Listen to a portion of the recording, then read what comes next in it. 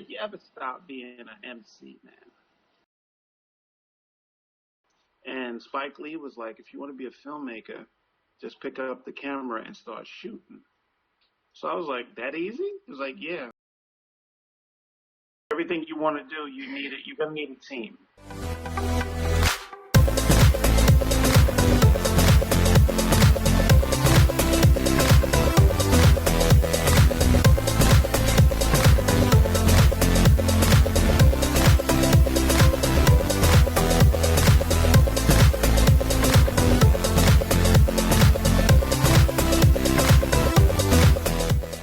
Hi, you're rocking with Graffiti Bleu, GRAFFITIBLEU. You're watching Verse TV. I'll be here all week.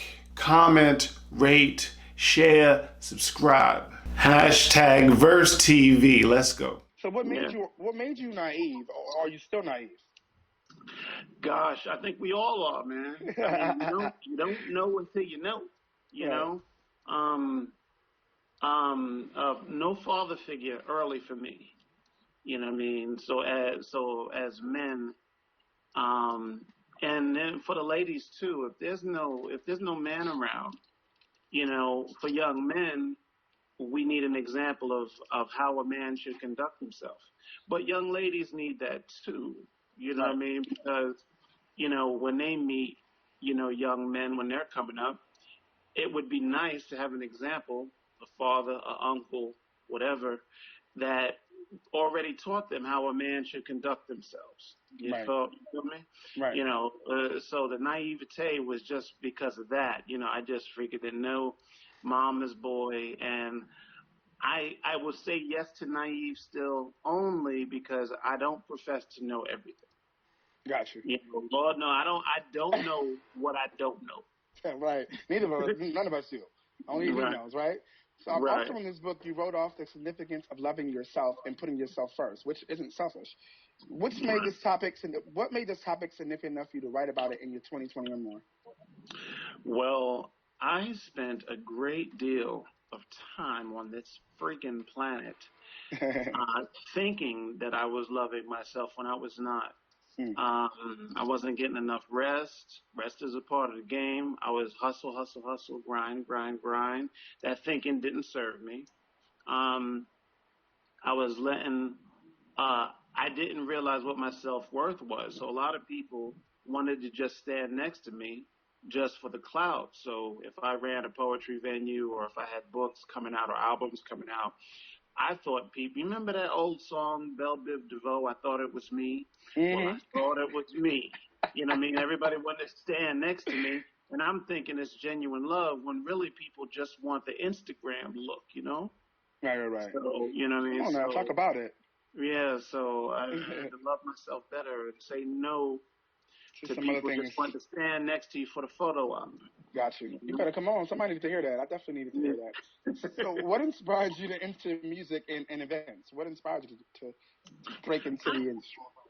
After being a graffiti artist in Queens, I was in the rap game for quite a while. You know what I mean? And had a couple of deals like on the table. But at the time, you figure Snoop was killing everything. And on the East Coast, they wanted the East Coast response. And the only way to get a record deal in New York at that time was I would have to talk about gangster stuff. I would have to talk about women I wasn't with, clubs I didn't go to, money I didn't have, and crimes I wasn't doing. And I'm like, if I do this and I go back to my hood, I'm going to get killed because the real thugs are going to test me. You know what I mean? And so I found myself from being in the back of the limousine at one point to washing dishes on the other point because I wouldn't be a gangster that I didn't want to pretend, right? You know, so I said, okay, I washing dishes is whack. So I went to school, got a degree, and then when I graduated, I said, okay, let's revisit this. What is going to be my creative manifesto? Started writing books, but that MC was still letting me. So I did a couple of albums to say what I had to say. You know what I mean? Because I wanted to prove it to myself that I could write a commercial album I did well because I walked away from it. You know, I don't think you ever stop being an MC, man. I think it's in you. It's in you. If you, yeah, whatever you do, if you started off like that, it's in you somewhere. Gotcha. Definitely, I'm an MC as far as the host of events and things like that, and I didn't even know I was host. I didn't know that was in me. My dad did it when I was a kid. He was doing it when I was in high school, but I never knew that I was going to get into it, and as a performer, it naturally fell in my lap. So I totally understand what you're saying. Can you tell us about your work with artist profiles? As in me interviewing artists. Oh yeah. So yeah, what in regards to what artist profiles? I on gbleu.com, on gbleu.com, I always figured the reason why websites may not work, or creative websites, is because there's only one person, right? You wouldn't go to Macy's and shop if they only had sweaters at Macy's, right? Right. No matter, even if you needed a sweater, you want some variety. So I didn't want gbleu.com to only have gbleu. So I decided if I had a platform, I wanted to interview people. So people that I have worked with or know 6 degrees of separation of, I throw them on the channel. We have a conversation and try to have some real talk. And having a bunch of different artists on the websites has been a good look. You know what I mean? But it gets a lot of traffic. And I like giving artists a platform that might not have it for themselves. Got it. That's what I do too. Feels like music to my ears. I love that, and you see that you've been doing that, and I'm following your footsteps doing it. It feels amazing. So can you tell me a little about your filmmaking? Oh gosh, I saw Spike Lee. One time, and Spike Lee was like, "You want to be a filmmaker?" And I think in pictures, like every storyteller does, or most of them at least, and it was like, if you're not going to go to film school, just pick up the camera and start shooting. So I bought me a fancy camera, and I pointed at everything that moved. And I'm self-taught. I took about 10 years with the camera and started studying film and stuff like that, reading and all that. And then here I am, and I started doing short movies and stuff, and the channel is doing well, man. Holla, everybody watching this, subscribe to Graffiti Bleu at YouTube, man. We're doing it up here. Awesome. That's right. I heard what he said. Subscribe to the YouTube, baby. So, in your Mirror of the Minds podcast with co-host Low Key, you all hit some salient points. It was said that some people push marriage on themselves because they don't want to die alone. Why do you think that in 2020, some people still feel that only options are either get married, start a family, or live and die alone with little or no middle ground? What do you think about all this? It might not happen in our lifetime, fellas, but it would be very nice if people were a bit more honest and instead of looking for what they could take out of a relationship, see what they could bring to it. You know what I mean? And just, I agree. And just stop lying to one another. The divorce rate is atrocious. In between 40 and 50%. So half the people are not even staying together. And then it's just like, after that, the people, even some people that are still married, what percentage of them are even happy? So it looks like it's time to rethink the whole thing. Overall, with your work, what is the hardest part of your work, you feel?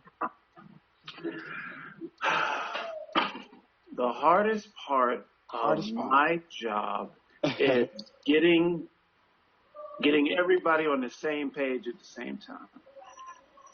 You know what I mean? In this game, as you fellas have realized already, yes. everything you want to do, you're gonna need a team. Right. I mean, you could be Superman and you could do everything by yourself, pretty much. You know what I mean? But to get the kind of notoriety that probably 3 of us are looking for, we're gonna need a team. Correct. And after we form that team, trying to get them all on the same page at the same time is amazingly difficult. You know what I mean? However, when that team is tight, there's nothing you can't do. Boom. That's why you make a tight team. Get them together. See? Yeah. We need this. We need this because I'm forming my team now. and definitely that was an awesome answer. Definitely something some of us need to hear because we're forming teams. What's the most enjoyable part of it, though? What's the most enjoyable part of your work? Oh gosh, the most enjoyable part is just receiving God's energy, man. And the ability to create something when there once was nothing is very godly. You know what I mean? So for all my creatives out there, if there was nothing, then you had an idea, and then now through that idea there is something, you are doing what God does and you're creating. You know what I mean? So being your own boss in that, man, you know, that. I tell all my creatives, don't be so quick to grab that corporate check. You know what I mean? Because down here in the gully, you feel me? Where we work for ourselves, there's no better feeling. You got your own hours. You creating exactly what you want to create, and no crazy ads or some stuff you don't even buy or whatever. And you're doing it for you, and I'm doing it for me. So the most fun is just working for myself and being on my own time, making use of God's gift. Absolutely. Amen to that. Yes, I'm loving these answers. Yeah, just go to Amazon.com and type in The Art of Saying No. I am LaMont Anthony Wright, a.k.a. Graffiti Bleu. They have a paperback version I'll get to you in a couple of days. They have a Kindle version you can download immediately. Holla at your boy. Everybody else, hit up gbleu.com or subscribe to the YouTube channel, Graffiti Bleu, and I'll be seeing you in the Matrix, my friend. Oh, yeah. Thank you so much, Graffiti Bleu. Thank y'all.